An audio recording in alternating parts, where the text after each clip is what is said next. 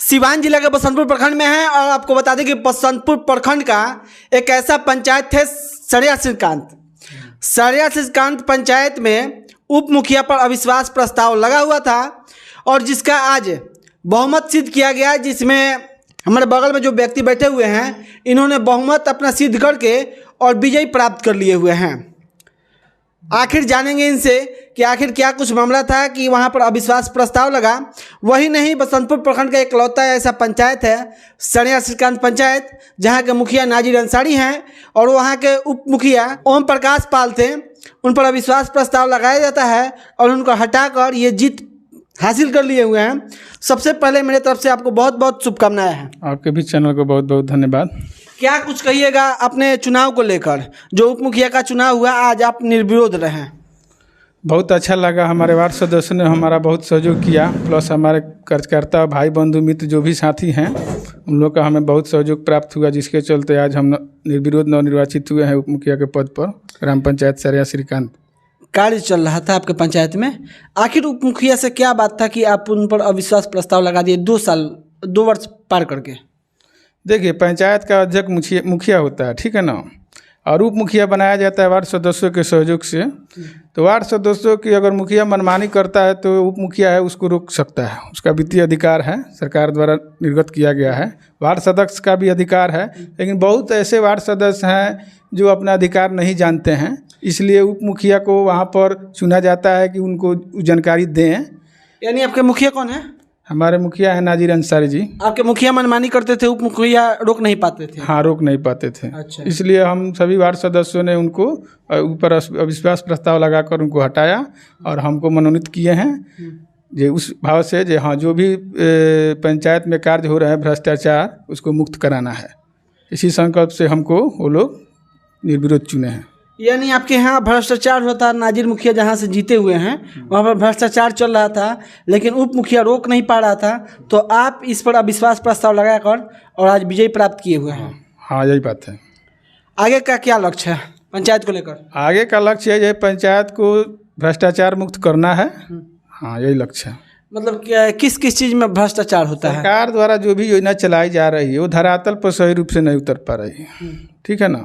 जैसे में 1-2 नाम रखिए। जैसे सोख्ता का निर्माण हुआ, 15वीं वित्त आयोग से छठ घाट का निर्माण हुआ, कुछ काम हुआ है, कुछ अधूरा हुआ है। छठ घाट में क्या दिक्कत है?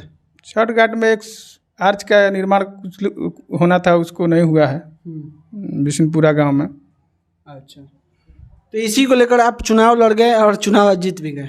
हाँ, बहुत सारे मुद्दे हैं। वार्ड सदस्य का भी मान सम्मान नहीं मिल रहा था, इसके लिए वार्ड सदस्य भी उप मुखिया से नाखुश थे।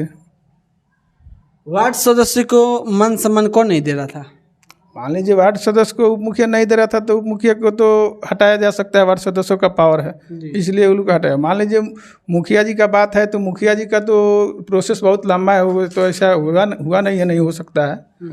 हाँ, अभी आप चुनाव जीतने के बाद बसंतपुर प्रखंड प्रमुख के कार्यालय में पहुंचे हुए हैं, आखिर किस उद्देश्य से पहुंचे हैं यहाँ पर?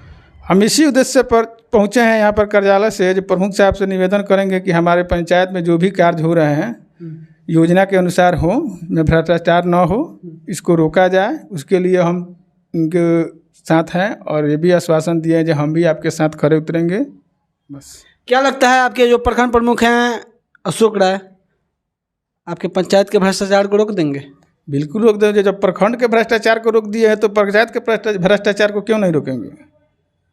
आपको मालूम होगा विगत 1 महीने से जितना भ्रष्टाचार था सब लगभग खत्म हो गया है, 90%। थोड़ा बहुत 10% है, वो भी खत्म हो जाएगा 1-2 महीना में। हो जाएगा, यही उम्मीद है? हाँ, यही उम्मीद है, बिल्कुल हो जाएगा। अपने क्षेत्रवासियों से और जो पंचायत वासी हैं उनसे क्या अपील कीजिएगा, क्या कुछ कहिएगा? हम अपने पंचायत वासियों से यही अपील करेंगे जो भी जनप्रतिनिधि है उसका आप सहयोग कीजिए, अगर वो गलत है तो उसका विरोध कीजिए, अगर सही है तो उसका साथ दीजिए। हम यही कहना चाहेंगे, चाहे कोई भी हो, हम हो या दूसरा कोई भी व्यक्ति हो, जनप्रतिनिधि जो गलत करे उसका विरोध कीजिए। मान लीजिए उप मुखिया हम हैं तो हमारा भी तो पावर है ना, गलत को हम भी रोक सकते हैं। ऐसा भी चलता है, लहर चलता है उप मतलब चुप, चाहे प्रमुख के साथ उप प्रमुख हो या मुखिया के साथ उप मुखिया हो या सरपंच के साथ उप सरपंच हो, तो उप मतलब चुप। ऐसी बात नहीं है, बहुत लोगों को जानकारी नहीं है। उप मतलब बहुत कुछ होता है। लेकिन जब जिसको मालूम नहीं होता तो चुपे न रहेगा। जिसको जानकारी होता तो बहुत कुछ होता है। उप मतलब बहुत कुछ, उप मतलब बहुत ऊपर, उप मतलब चुप भी होता है। हाँ दोनों होता है, लेकिन किसके ऊपर लागू होता है वो कैंडिडेट को निर्भर है, जो कौन उसके बारे में जानता है, उसके कौन सामने नहीं। कौन बैठता है। कौन बैठता है, हाँ कुर्सी पर कौन बैठा है, सामने वाले को भी मालूम होना चाहिए। बहुत बहुत धन्यवाद। तो आपको बता दें कि साड़िया श्रीकांत पंचायत के उप मुखिया राकेश कुमार मेरे साथ हैं और इनके पंचायत में लगातार भ्रष्टाचार हो रही थी, लेकिन उप मुखिया रोक नहीं पा रहे थे। इसी को लेकर इन्होंने 2 वर्ष पार करते ही अविश्वास प्रस्ताव लगाए और आज बहुमत सिद्ध करके इन्होंने जीत हासिल किया है, विजय प्राप्त किया है। देखना भी ये बाकी है कि इनके पंचायत में आगे क्या कुछ होता है।